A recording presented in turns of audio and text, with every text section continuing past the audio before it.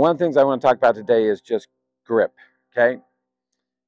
When I'm teaching the first lesson for anybody and I'm doing a swing evaluation, almost entirely, probably 95% of the time, the first word I write on the board is grip. So when they make their first few swings and I'm just walking around looking at them, the first thing I look at is, what's this?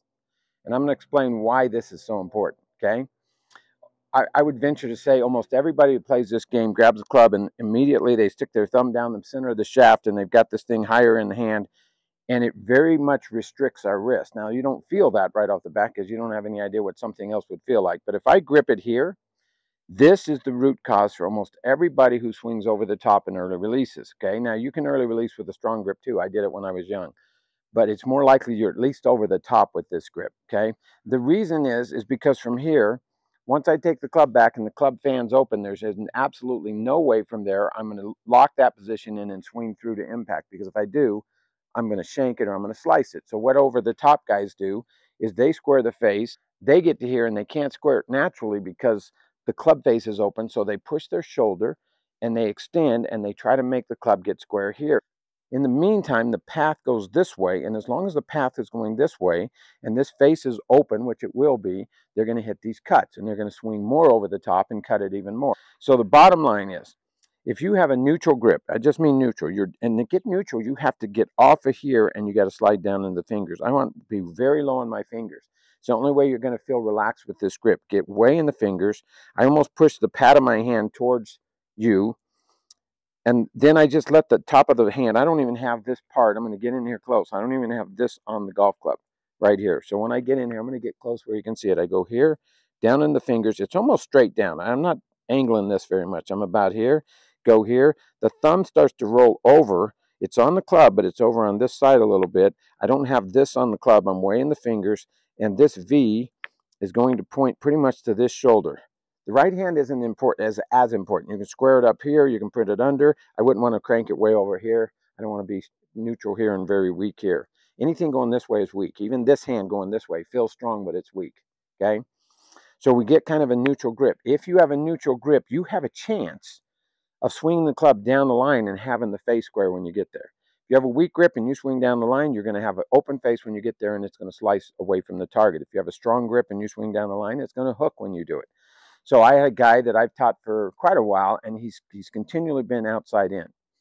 And the other day in the bay, I told him I wanted him to grip the club as strong under here as he could. And the first results were pretty much what I expected. What he would do is he'd come in and he'd come over the top like this, but it would hook off the planet. And what happens with that is our body starts telling us, look, I don't want to swing that far left because it's going left. Right now, guys who have a weak grip swing far left and it comes back. That's good. That's a good matchup if you're playing golf. If you're trying to get rid of a problem from over the top, change your grip. Because the change grip will be, this grip won't let you come over the top, because if you do, you're going to hit this pull hook, you're going to chunk them, you're going to do everything. And he had all of those things. But I'm telling you, within 10 or 20 swings in the bay at TrackMan, he was swinging, not trying to swing inside out, but he knew he could. His body went, okay, I can swing this way because the ball's going to come back. And it started coming back. So his path started to get better. His attack angle was terrible because he's not used to being this shallow coming in. He's used to coming in from this angle. And he comes in here and he starts hitting the ground. But then he started to feel how to fix that. And within one session, it's not permanent, but within one session, about an hour and a half, he sent me a video and he sent me the numbers and says the best lesson he's ever had. I've started to decide one of the quickest ways for you to get rid of over the top or too far underneath is change your grip. So if I'm too far underneath, I'm probably got too strong a grip.